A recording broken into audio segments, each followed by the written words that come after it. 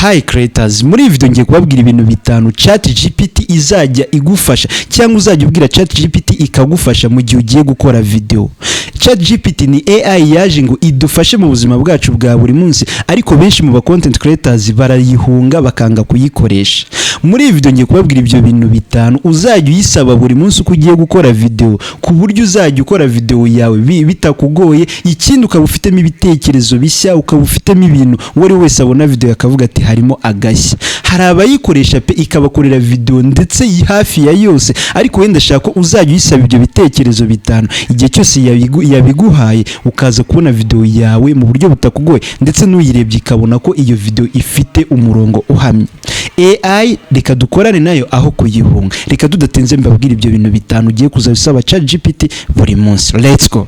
ChatGPT ikintu cya mbere uzajya uyisaba, ushobora kuyisaba topic cyangwa se ukaba ufite iyo topic umaze kuyibona ukayibwira uti ndashaka script yuzuye yujuje ibisabwa byose nka bimwe twarebye ijyanye n'iyi video, iyi topic twavuze haruguru. Yibwira uti ndashaka trending cyangwa se ikintu runaka navugaho kijyanye n'ibi bintu. Izajya ikubwira byinshi, none wowe uhitemo icyo wumva neza kuruta ikindi. None nimara kuguha iyo topic jya uyibaza uti none se nkorera script nziza ya nyayo yujuje ibisabwa byose ishobora kuvamo video ifasha abantu. Aho ngaho iragukorera ikanakubwira iti uzi ko ugomba no gutangira video yawe ukabanza ukazamura ahangaha ukifata neza, warangiza ugahumeka. Ibyo byose ihita ibikubwira. Icya kabiri, nimara kuguha iyo script jya uyibwira uti ariko se ni ko mbonye nyine iyi video ari nziza, cyangwa se mbona maze gukora iyi video maze kubona script, ni iyihe title nziza naho iyi video yanjye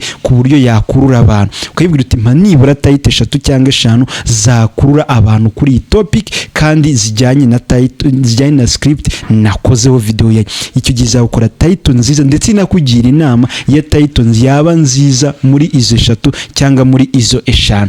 Ikindi kintu uzajya uyibwira igihe cyose iri kuguha script cyangwa se nkuko tubivuze ruguru ishobora kuguha script, gereza uyibwira uti shyiramo ibitekerezo bishya kandi bifasha kandi bigirire related cyane n'iyi topic tugiye kuvuga. Rero ahangaha iguha ibitekerezo bishya bijyanye n'ibyo ugiye kuvuga ku buryo uba ujyanye n'amakuru agizwe. Mbibutse neza ko ukubaza ChatGPT niko nayo iguha. Iyo ushatse kiba general iguha ibintu byo bya rusange, iguha rusange ku buryo usanga uri kuvuga ibintu byahararutswe bya kera cyane. Bivuze ngo tugomba kwiga no kuyipromptinga byanyabya ku kantu. Muze kumbwira nkagire gute nzakabakore muri video itamu, bimbwire muri comment. Igice kigema nyine gukora ibyo mukeneye, niyo mpamvu mubwira ngo reba muri comment wandikemo nimba icyo kintu gikenewe. Kwiga gupromptinga AI ku buryo guha ibintu byanyabyo. Hanyuma ikintu cya gatanu ari nacyo cyanyuma cy'ingenzi mbere yuko nkibabwira, ibuka ko icyanzu.com. Please uherereye he? Mureke tuganire.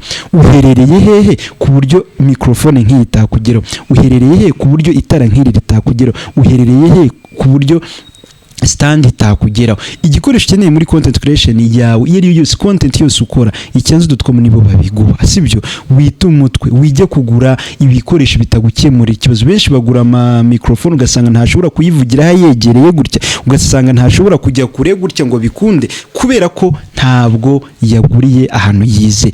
Nimero ni 0788 42 11 33. Website ni imwe kwisi, ni wa3icyanzu.com. hanyuma ugasura website ukagura igikoresho wereye kandi bakakikugeza, ndetse mbere yuko banakiguha bakakugira inama bashingiye kuri content yawe.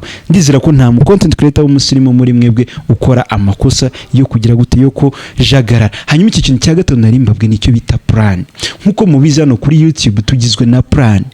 ChatGPT urayibaza uti ese ko nifuza kujya nkora video 3 ku munsi, n'urugero najya nzaploadinga sangahe na sangahe ugendeye kuri location y'abantu nshaka bande nabo mu Rwanda naba.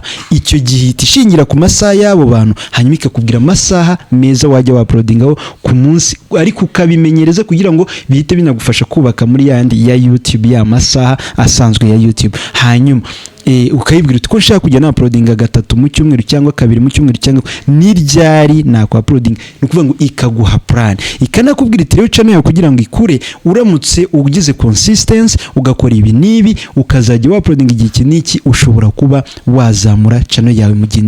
Rero ibyo bintu bita ahantu. Nimba uri umu content creator jya ubisaba ChatGPT ko nimba yarizanye nk'igikoresho cyo kudufasha wayikoresha muri ubwo buryo, ukayisaba topic, ukayisaba script, ukayisaba title, ukayisaba ideas, ukayisaba na plan. Ariko ibyo byose ntabwo biyiterera nanone ngo ndashaka ko nkorera ibi. Nubiyikorera bizarangira igize gute iguhaye ibintu biri general. Ndashaka ko mumbwira muri comment ngo turashaka kwiga gupromptinga AI ku buryo iduha ibintu bya nyabyo. Rero birakunda kandi birashoboka. Ndashaka ko tujyana n'ikoranabuhanga kugira ngo dushobore kujyana n'ibintu bigezweho bya buri munsi. Reka turebe mu video ataha. Ciao ciao.